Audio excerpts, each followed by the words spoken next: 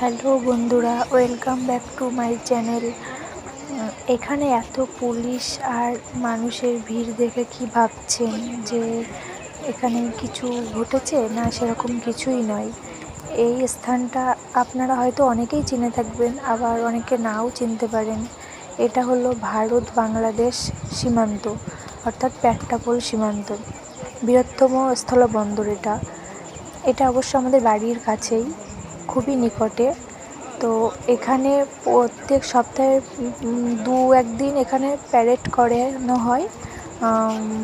বাংলাদেশের police force আর ইন্ডিয়ার police force দুই পক্ষ থেকেই প্যারেড করে। এই প্যারেড দেখতে অনেক মানুষের জমায়েত হয়।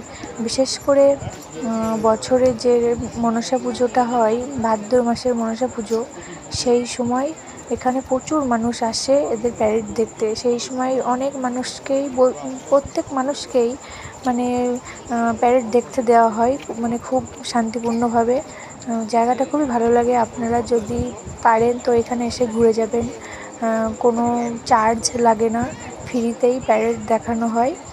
এবার প্রচুর মানুষ, ওপার এপার দুপারের মানুষ, দুই দিকে গ্যালারি আছে।